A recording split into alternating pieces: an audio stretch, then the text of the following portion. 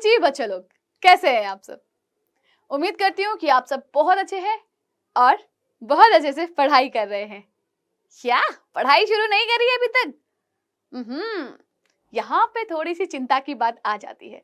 क्यों? क्योंकि अभी तक प्रीवियस क्लासेस में आप सभी ने बहुत सारी मस्ती करी है, बहुत सारे मजाक किए हैं, खेले हो, कूदे हो, बहुत मस्ती कर ली मतलब, है ना। लेकिन अब जब बात 12th क्लास की हम करते हैं तो थोड़ा सा सीरियसनेस होना जरूरी है, क्योंकि इसको हम लोगों ने भूत बना लिया है कि ये भूत है ना। लेकिन 12th क्लास भाई एक्चुअली में हम सबको पता है कि बोर्ड एग्जाम है, ये कोई भूत नहीं है।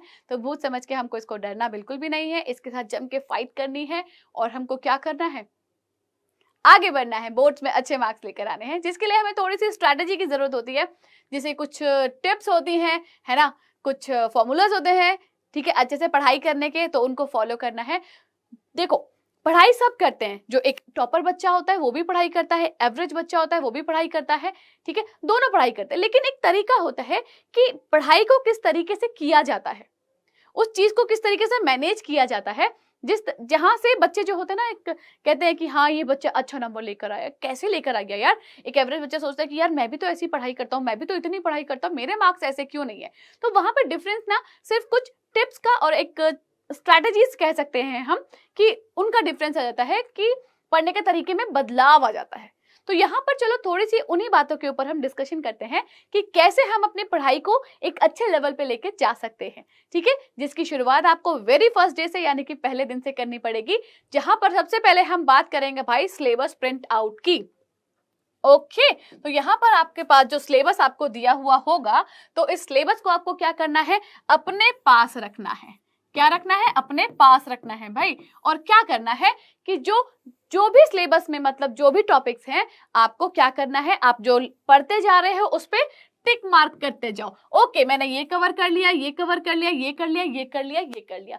अब इसका फायदा क्या होता है सिलेबस को अपने पास रखने का, कि भाई कई बार होता है कि हम सब कुछ पढ़ लेते हैं, लेकिन जब एग्जाम में गए हम प्री बोर्ड देने, अरे यार ये वाला क्वेश्चन तो हमने पढ़ा ही नहीं है, अरे यार ये वाला क्वेश्चन तो हमने पढ़ा ही नहीं है। तो वहां पे क्या हो जाता है, वहां पे हमको लगता है कि शिट ये तो गलती हो गई हमसे, बुक में ये टॉपिक भी थे हमने देखे ही नहीं। तो सिलेबस का फायदा ये होता है कि टॉपिक वाइज आपको मालूम होता है, कि आपको पता होता है कि एक्चुअली में हमको पढ़ना क्या है। सेकेंड नंबर पे जो चीज आती है वो है आपकी एनसीईआरटी प्यारी प्यारी बुक्स, ठीक है। सबसे अच्छी चीज है भाई, बोर्ड एग्जाम की बात है ना, तो आपकी गीता, बाइबल, कुरान सब कुछ क्या है, वो आपकी एनसीईआरटी की बुक्स हैं। इसके ऊपर आपको ध्यान देना है और अच्छे से पढ़ाई करनी है, राइट। चलो समझ गए इतनी बात भी, है ना, इस पे कॉन्सेंट्रेट करना है बिल्कुल आपको। फिर हमारे पास आता है तीसरे नंबर पे मंथली, वीकली और डेली गोल्स। गोल्स बनाओ।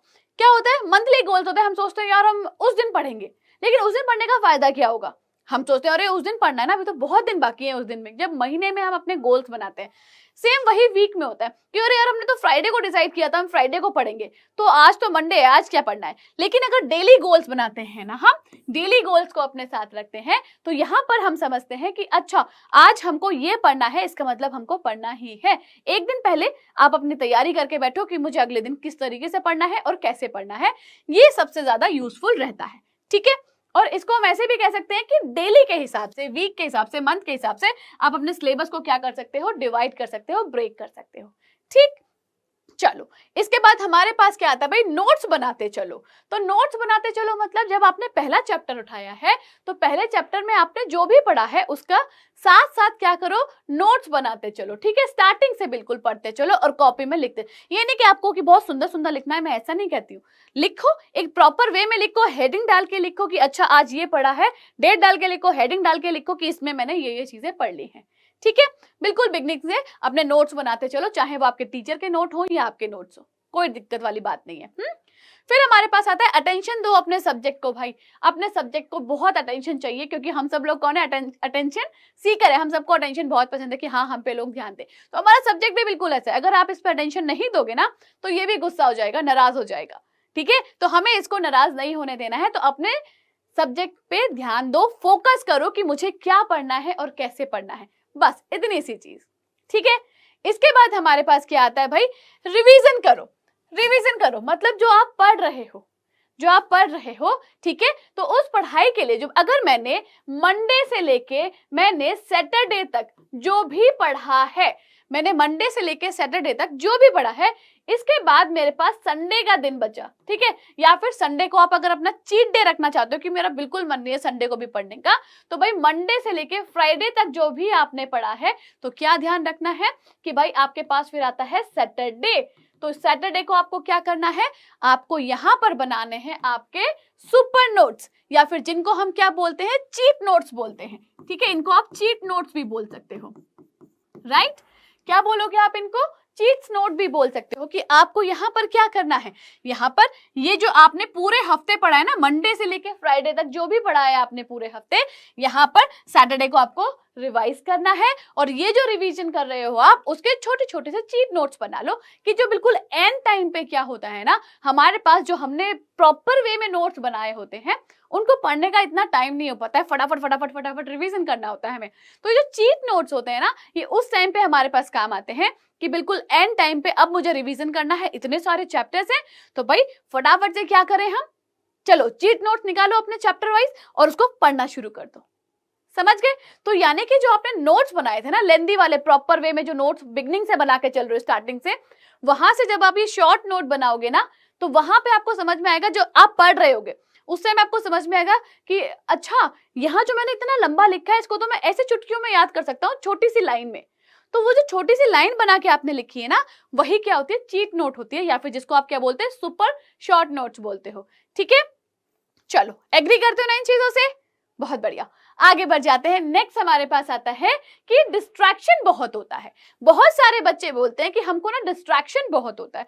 तो डिस्ट्रैक्शन की ना बहुत वजह होती है। डिस्ट्रैक्शन मतलब क्या होता है कि भाई क्या हो गया कि हमारा दिमाग नहीं लग रहा है पढ़ने में, घर की टेंशन है, दोस्तों की टेंशन है, या फिर कुछ फालतू बातों में पड़ जाते हो उनकी टेंशन है ना। या एक्चुअली में कुछ बच्चे ऐसे होते हैं जिनको पढ़ाई की टेंशन हो जाती है, मैं पढ़ूं कैसे, है ना, बोर्ड एग्जाम है, अच्छे नंबर लेकर आने हैं, घर वालों का प्रेशर है, ये भी है कि यार मेरे दोस्तों के नंबर मुझसे अच्छे ना आ जाएं, वो भी एक प्रेशर होता है, करियर का प्रेशर होता है, बहुत सारे प्रेशर होते हैं। तो यहाँ पे क्या होता है कि डिस्ट्रैक्शन सभी चीजों से मिलके होता है। चाहे आप मोबाइल फोन ले लो, इतने नए नए तरह के गेम्स आ गए हैं ना, पबजी हो गया, और कौन सा है वो फायर करके कोई है वो हो गया, या फिर टीवी हो गया, मूवीज चले गए, इंस्टाग्राम की रील्स हो गई हैं, ठीक है, शॉर्ट्स बनाने हैं, ये सब क्या है, डिस्ट्रैक्शन है भाई। इवन दोस्तों के साथ घूमना फिरना, घर में बैठ के घर की बातें सुनो, ये सब भी क्या है, डिस्ट्रैक्शन है। तो हमें क्या करना है, इन सब चीजों से बचना है, हमें सिर्फ और सिर्फ फोकस करना है अपनी 12th की पढ़ाई के ऊपर, ठीक है। अब क्या होता है, देखो एक चीज आती है कि जब हमारा जो टाइम होता है ना, वो किस चीज पर डिपेंड करता है, हमारा टाइम डिपेंड करता है कि अगर हम उठे, सबसे पहले उठ के हम लोग क्या करते हैं आजकल, अपना फोन उठाते हैं। फोन उठाते हैं सबसे पहले हम देखते हैं अच्छा किसका मैसेज आया है ना, और जो है क्या बोलते हैं, चलो रील्स स्क्रॉल करते हैं, दोस्तों को रील शेयर कर देते हैं।